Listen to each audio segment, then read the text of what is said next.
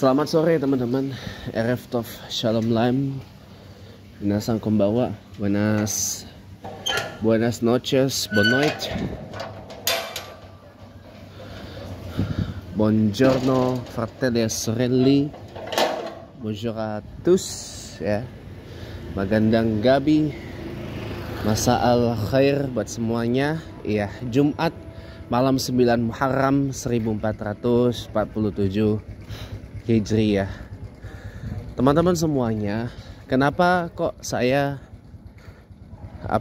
punya turnaround terhadap program barak militer dari Kang Deddy Mulyadi ya. Saya kan bikin satu post di Facebook bertanya kan, apa kabar program military barracks atau barmil yang digagas Kang Deddy Mulyadi. Katanya ditunda, katanya nggak tahu ditunda, nggak tahu diberhentiin, nggak tahu gimana ya, karena memang kemarin itu sempat rame dan menuai polemik gitu. Ada yang setuju dan ada yang nggak setuju, ada yang ngikut, ada yang memilih nggak ngikut. Yang nggak ngikut tuh contohnya Jakarta sama Jawa Tengah. Kalau Jawa Tengah kan karena gubernurnya purnawirawan polisi, ya kan, dia jadinya dikembalikan lagi ke proses hukum. Kalau misalkan anak-anak itu di bawah umur, kata Gubernur Pak Ahmad Lutfi ya dikenakan dengan pidana anak gitu. Pidana anak. Tapi kalau anak itu sudah 17 ke atas, sudah umur gitu ya dikenakan dengan tindak pidana biasa gitu. Kalau Jakarta, kata Gubernur Pak Pramono Anung atau Mas Pram ya, itu ya pendekatan yang lebih humanis, kayak membuka perpus dan museum sampai malam, membuka taman 24 jam gitu ya, mengadakan musyawarah dengan tajuk seperti Manggarai bersolawat gitu. Ya gimana ya, kenapa saya punya turnaround sampai saya bikin 2 part dalam POV gak populer tentang barak militer itu. Kalau belum tonton silahkan tonton dulu ya teman-teman ya.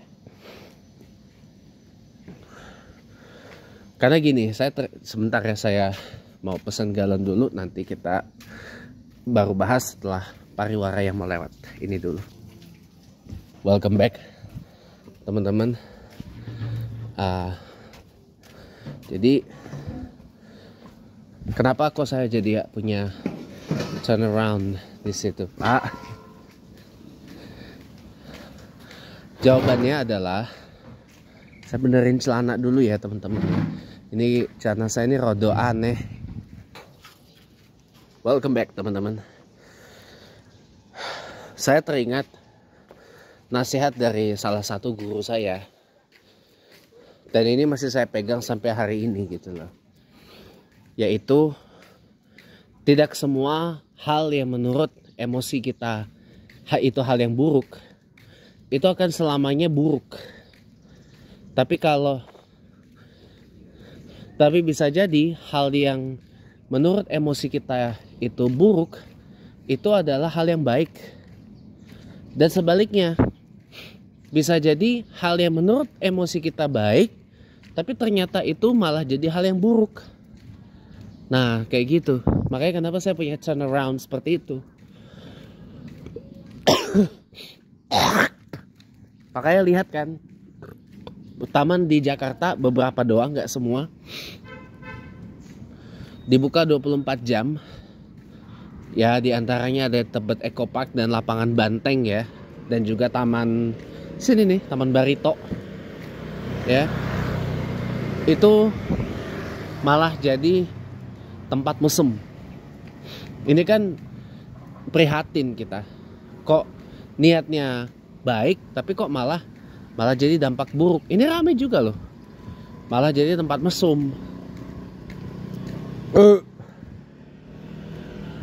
di satu sisi juga perpustakaan dan museum yang buka sampai malam itu belum tentu juga bakal dikunjungin. Karena kan tahu sendiri, yang namanya anak-anak zaman sekarang ogah ke tempat yang seperti itu. Ogah, teman-teman. Mereka daripada bayar 50.000, bayar gocap masuk Museum Nasional, mereka lebih milih pakai uang gocap buat beli skin Mobile Legend. Ya. Atau mereka lebih milih pakai uang gocap untuk subscribe TikToknya Kirosbi. Misalkan. Orang kan seperti milih kayak gitu. Orang ketimbang bayar 25.000 masuk Taman Mini Indonesia Indah atau 25,5 masuk itu beda cakupan. Orang daripada masuk Taman Mini bayar 25.000 rupiah, bayar 25.000 rupiah tiket masuknya, orang lebih milih pakai 25.000 buat beli kuota. Kalau nggak buat beli kuota, beli apa? Beli buat COC, beli buat ML, beli buat FF, Free Fire, gitu. Ketimbang masuk Taman Mini 25.000. Belum lagi masuk museum-museumnya. Itu semua museum Taman Mini itu ada yang gratis, ada yang kita kena charge. Ya kena charge itu karena perawatan, biaya perawatan.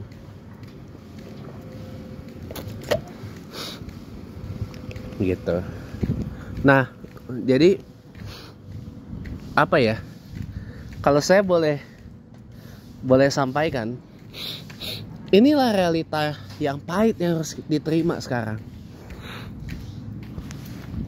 Setelah restorasi memang segitu harga tiket Museum Nasional, 50.000. Lebih mahal dari Taman Mini. Setelah di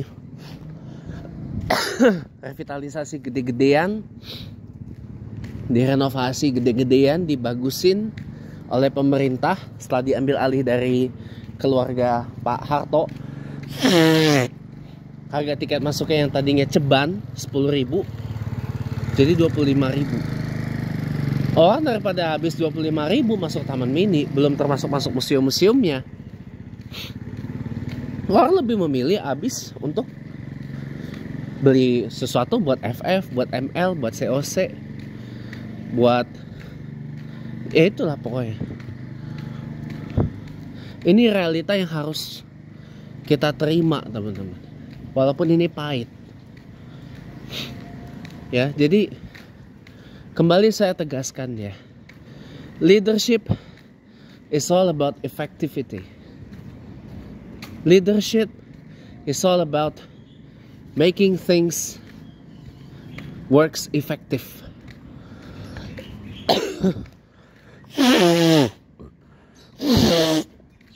Leadership is not about stardom, and leadership is not about popularity. Itu yang saya selalu bilang. Kepemimpinan itu bukan ajang untuk mencari popularitas atau lagi menaiki tangga bintang. Stardom itu artinya kebintangan.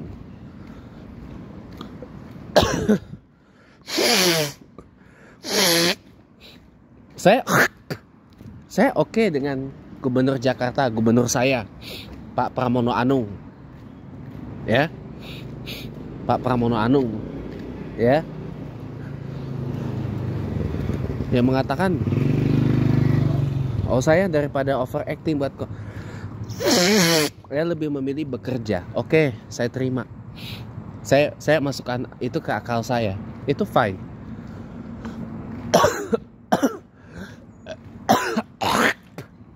Tapi apakah dengan seperti itu efektif? Let's see. Orang bilang Kang Deddy Mulyadi, Gubernur Jawa Barat atau Gubernur Pak Deddy Mulyadi adalah gubernur konten, the YouTuber governor, katakanlah. Tapi dengan konten seperti itu efektif nggak? Kembali lagi, It's the question is it effective or not?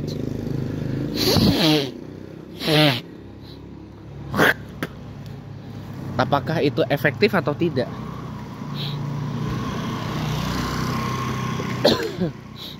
Dengan dikontenin seperti itu,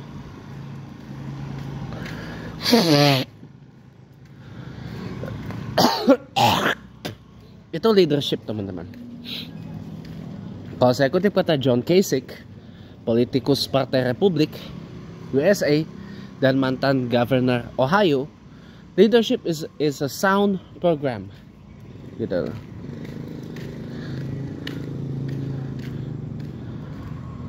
That brings us closer together. Tapi kembali lagi, pendeknya, leadership is all about how things gone effective. How things going effective. Atau yang tadi aja. How things gone effective. How things going effective. Sama aja.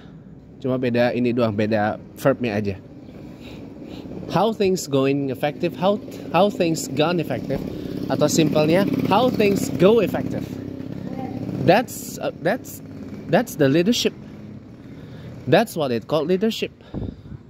Itulah kepemimpinan. Kalau cuma sekedar instruct A, instruct B, instruct C, instruct D, it is not about leadership. You're just an instructor, not a leader. You're just a boss, a normal boss, not a leader. Itu makanya saya perlu tegas di sini. Kepemimpinan itu adalah memastikan semuanya berjalan efektif.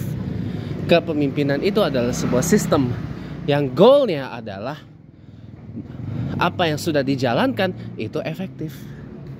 Jadi leadership is all about effective. Ya, kepemimpinan itu semua bicara tentang efektif. Kita bicara efektif.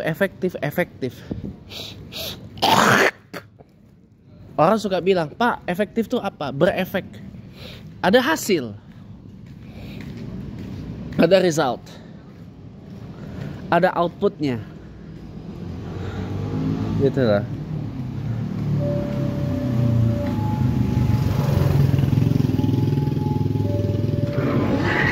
Itu yang harus saya tekankan di sini. Jadi leadership adalah tentang effectivity, not popularity.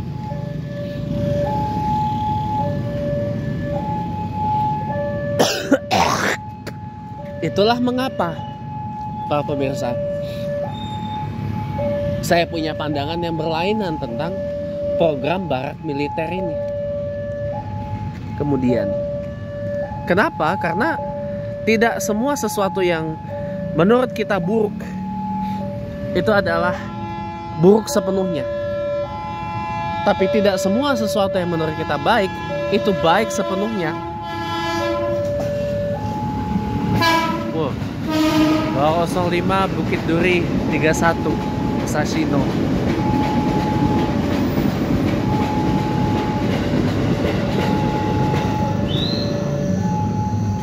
Jadi begitu, teman-teman. Jadi bukan soal harus beda, harus ini.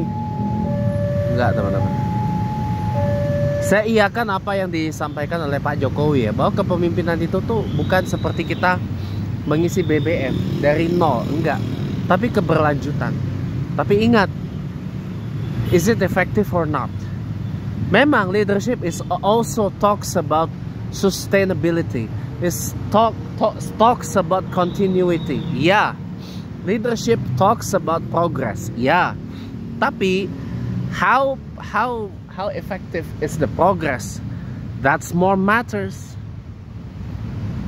Ketimbang hanya sekedar kita bicara progressive, apa segalanya. Tapi ternyata progressnya questionable. Is it an effective progress or not? Questionable.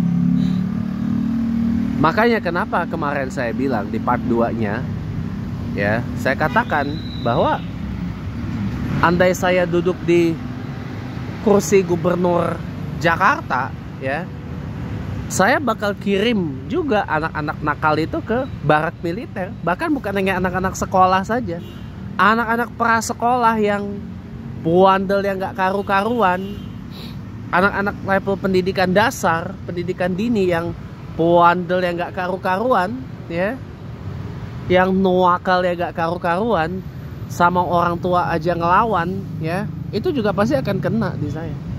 Kirim ke barak militer. Nanti saya di Jakarta ini ada beberapa wilayah-wilayah yang masuk dalam Kodim, Kodam. Gak cuma di sini. Di sini sama satu lagi di yang saya tahu ya, di sini di Kodam Bintaro, sama satu lagi di sana di Cijantung, Jakarta Timur. Jadi nggak cuma anak-anak nakal aja, orang tuanya juga pasti kirim juga, belasah juga di sana. Kenapa? Sekali lagi saya sampaikan, anak itu adalah bagaimana orang tuanya. Kalau orang tuanya benar, anaknya benar. Kalau anak suka ngatain orang, suka bully orang, suka kasar sama orang, anak yang ngelawan sama orang yang lebih tua dari dia, ya orang tuanya juga mulutnya begitu. Orang tuanya juga pasti mulutnya, lambenya kasar. Kalau bahasa Jawanya lambe turah. Lebih dari lambe turah pokoknya. Mulutnya kasar banget. Nggak hormat sama orang yang lebih tua. Hobinya apa? Ngatain orang. Ngatain orang dengan atribut fisik, juling, botak, buta, gendut, gemoy, gemuk, endut. Atribut fisik atau tampilan fisik jadi sasaran. Atau paling enggak di label dengan label apa gitu misalkan. Ya orang tuanya juga begitu. Dan itu ditiru sama anak pasti. Itu ditiru sama anak pasti, teman-teman. Itu ditiru. Tidak mungkin tidak ditiru. Gak mungkin, iris kuping saya kalau saya ini bohong. Tidak mungkin tidak ditiru. Pasti ditiru. Karena zaman sekarang anak mana ngerti. Kita kasih tahu, nak, kamu sama orang tua harus hormat. Gak boleh kamu lawan tuh orang tua. Ya, siapapun itu orang tua kamu harus hormat. Gak cuma bapak sama ibu saja, tapi orang tua, orang yang lebih tua dari kamu harus hormat. Langka nih VW Kodok Beetle, New Beetle ini, penerusnya VW Kodok Klasik atau VW Beetle Klasik. Dia ada mesin depan, teman-teman, pakai platformnya VW Golf. Yang tadinya rear engine, rear wheel drive, menjadi itu mobilnya, menjadi front engine, front wheel drive. Masih mahal itu harganya, 200 ke atas.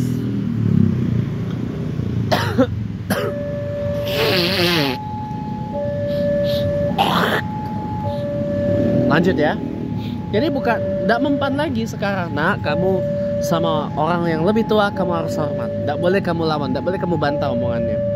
Sama guru kamu hormat. Sama orang yang lebih tua sama kamu harus sopan. Sama orang yang lebih tua dari kamu harus hormat. Tidak boleh kamu lawan. Anak zaman sekarang mengerti ya begitu. Kagak mempan tong, kagak mempan. Zaman sekarang anak-anak manutnya siapa? Manut yang dia lihat. Nurutnya sama apa yang dia lihat, dia dengar, dia rasain. Makanya sekarang anak-anak cenderung lebih nurut kepada influencer sosial media.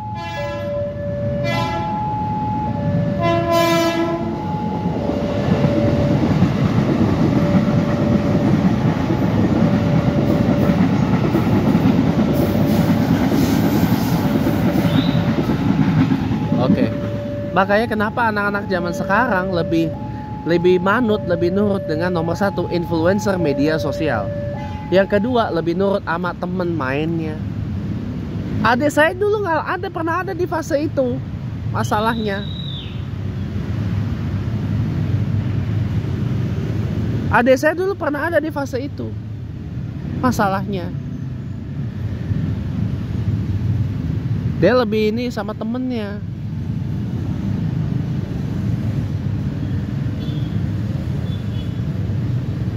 Gitu. Walaupun udah diulti sama orang tua saya, orang tua adik saya juga ya, orang tua kami lah intinya udah diulti juga.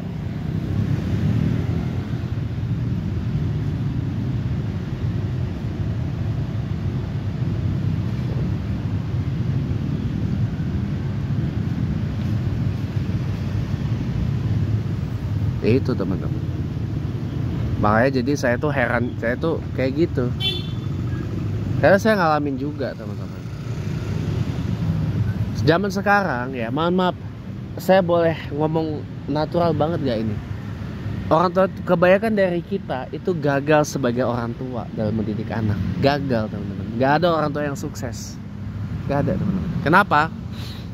Anak-anak zaman sekarang, generasi sekarang nggak pada dengar omongan orang tua. Lo sama yang lebih tua aja orang nggak pada hormat kok. Orang masa tinggal ludahin aja atau bahkan katain aja. Weh ini si Uban, si botak, si Juling, si gendut, si siapa itu. Begitu kayak gak punya dosa gitu. Ya karena orang tua juga begitu. Itu problemnya. Jadi kayak lingkaran setan gitu loh. Tahu lingkaran setan nggak teman-teman? Kayak lingkaran setan. Di satu sisi kitanya dulu mungkin nggak ini juga sama orang tua. Gitu. Jadi zaman sekarang banyak yang gagal jadi orang tua buat anak. Gagal teman-teman. Ingat, orang tua juga bisa durhaka kepada anak. Gak cuma anak yang bisa durhaka sama orang tua juga bisa durhaka sama anak. Saya kasih tahu aja. Saya tidak sedang berbohong ya.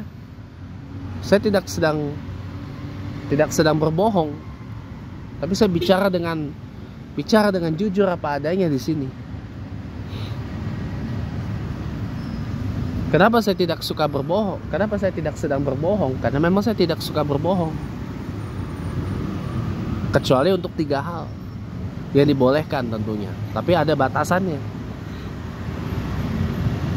Itu.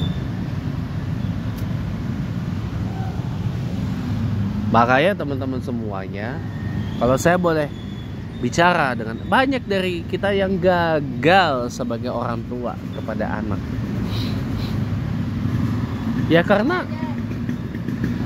Ya karena gimana ya, orang tua menjadikan anak itu seperti hewan liar. Hewan liar yang buas. Sehingga mau dijinakin lagi susah. Harus ada effort untuk ngejinakin. Harus ada effort untuk mawangin anak tuh biar gak liar. Ya.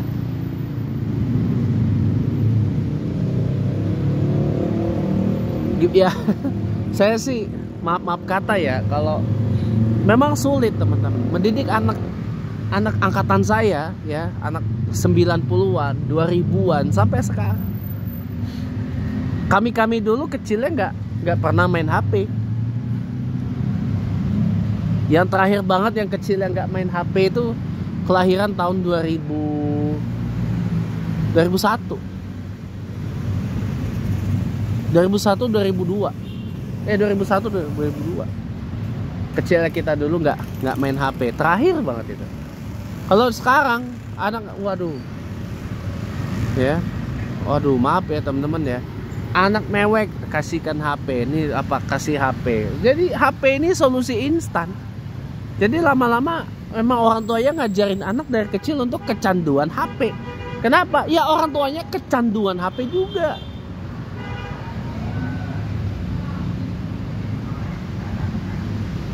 Anak mewek kasih YouTube, kasih TV, YouTube, setelkan apa? Ya? Ya anaknya nanti makin lama kecanduan YouTube. Kecanduan TV.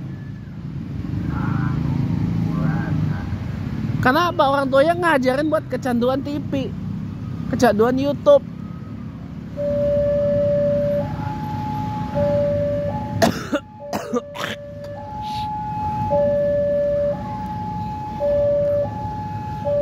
Tapi seperti yang kemarin tuh dibicarain, ketika anak mewek Orang tuanya sholat, ngajak anak sholat, Allahu Akbar. Ya, anak itu diem. Nanti lama-lama gedenya anak itu akan terbiasa sholat.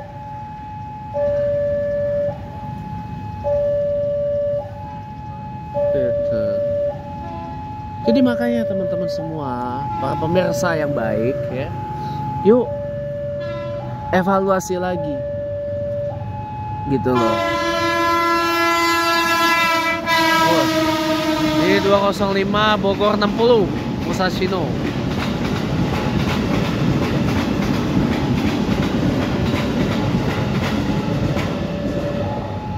Oke, lanjut ya, lanjut. Oke, yuk lanjut yuk. Jadi begitu teman-temanku semuanya. Jadi makanya saya bilang evaluasi diri lagi lah, ngaca gitu loh. Kita pengen anak tuh jadi A, tapi kitanya malah Z, kan geblek itu namanya. Kan double, gedabrus itu namanya. Kita paling klasik apa? Pengen anak tuh pinter. Nah, tapi kalau kita ya kagak pinter ya gedabrus namanya. Double. Kalau anak pengen pinter, kitanya juga harus pinter. Kalau anak pengen baik sama orang tua, kita juga harus baik. Baik itu kepada orang yang lebih tua ataupun kepada orang yang lebih muda dari kita. Karena nggak bisa teman-teman. Karena anak-anak zaman sekarang lebih melihat apa yang mereka, lebih nurut dengan sosok yang mereka lihat. Sosok yang mereka lihat itu ya bisa lah dianggap baik.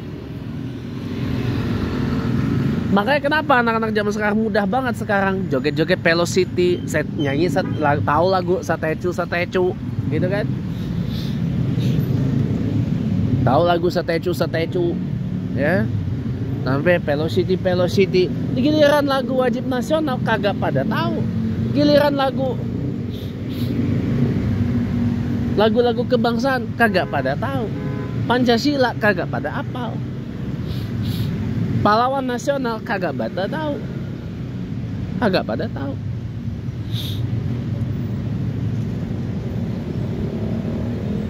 Pahlawan nasional nggak pada tahu. Yang bikin lagu Indonesia Raya nggak pada tahu.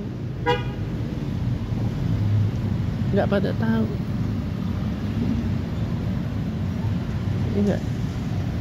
Siapa presiden Indonesia yang bergelar Bapak Proklamator nggak banyak tahu. Siapa presiden Indonesia yang gelar Bapak Pembangunan nggak banyak tahu. Karena sudah diiris. Mereka memilih mengiris itu semua, menghapus itu semua. Krek. Jadi saya tuh kadang-kadang sedih melihatnya. Karena mereka lebih memilih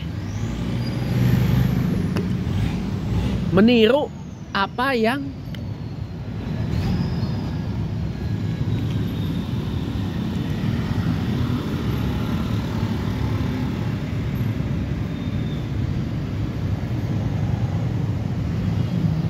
meniru dan mencontoh apa yang dilihat, mencontoh apa yang ditonton. Dan tontonan itu tidak selamanya memberikan tuntunan. Pilihan ada di kita sebenarnya. Mau kita gunakan HP, TV, YouTube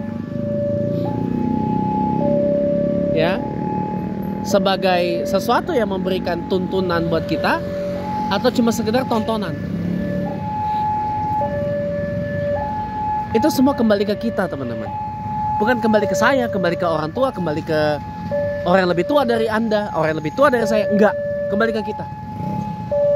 Gitu. Itu teman-teman yang saya harus beritahukan kepada Anda.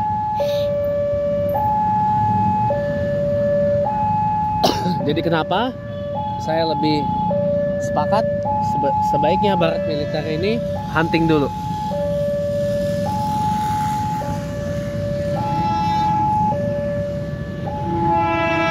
Kota Pos 205 Bukit Duri 69 ketiga Raksa. di bekas Yokohama Line. Begitu teman-teman. Semua kembali ke kita kok. Kita yang punya kontrol, kita yang punya kuasa atas apa yang kita tonton. Kita yang punya kuasa atas apa yang kita konsumsi. Kita yang punya kuasa atas semua yang kita pakai. Semua kembali ke kita teman-teman. Mau kita pakai HP, pakai YouTube, pakai TV, pakai internet, pakai media sosial, untuk sekedar ya tontonan biasa lah, untuk sekedar ya itulah ya hiburan lah Pak, nggak usah berat-berat lah Pak, silakan. No one forbids you. No one bans you. No one prohibits you. No one. Ya. Tapi kalau Anda mau pakai yang tadi saya sebut sebagai sesuatu yang memberikan tuntunan, go for it. Go for it. No one's gonna slow you down. Terima kasih teman-teman. Jangan lupa subscribe channel YouTube saya. Selamat sore, sampai jumpa.